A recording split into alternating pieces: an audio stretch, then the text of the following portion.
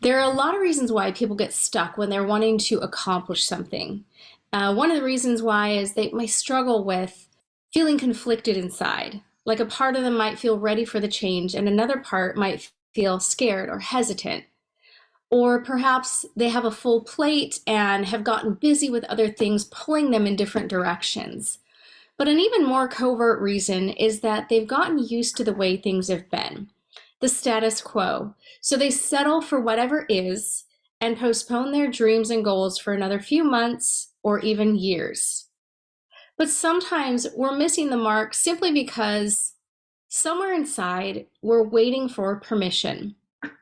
Now, obviously, we're all grown adults here and we don't need to get permission to make any of our own decisions. And yet some part of us may be doing just that, waiting for permission, permission that will never come. And what this does is it keeps you in a superficial holding place. It gives you false reasons why you can't have the life that you want. And at the end of the day, it is only you who allows or obstructs your own progress. The permission is no one else's to give. The allowing must come from you. So stop for a moment and ask yourself, what have I been waiting for permission to do, be, or have? And then grab the reins of your life, stand up tall, take in a deep breath, and say out loud, I give myself permission to blank. And just see what comes to you. It may be permission to pause, to relax, to heal, to laugh, to cry, to be wrong, to be imperfect, to be at peace. Whatever it is, I encourage you to identify today what it is that you need to allow in order to become the best version of you. And this makes me think of a recent client while we were working together and she was ready to release the emotion of shame. And I always ask for permission for the client because we need to have that permission from them in order for it to work.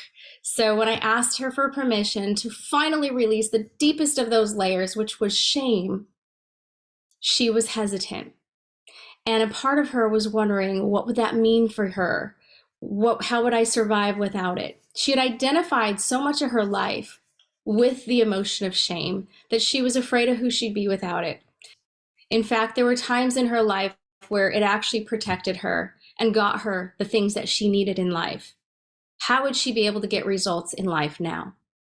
She realized upon further contemplation that her current goals to be happy and free were in direct contrast to those old lifelong patterns of shame. She realized that hesitation to let it go was simply because she had gotten used to it. So when she realized she couldn't have both the shame and the freedom and happiness at the same time, she finally gave herself permission to release the shame. And that's exactly what she did. I encourage you to explore these types of questions for yourself. What if you allowed yourself to be blank? Then what? What would that mean for you, for others, for your future? You may find that the answers to those questions aren't all that scary after all. I would then encourage you to challenge yourself to follow through and give yourself permission to usher in whatever upgraded changes that you're ready to make. If you're tired of living according to your old defaults, but have gotten so used to them that they feel like normal, try giving yourself permission to try something new. So as you consider ways to take active steps toward making your goals a reality, stop and ask yourself what you may need to give yourself permission to do this week. It could be something very, very simple, or it could be something more deep and profound.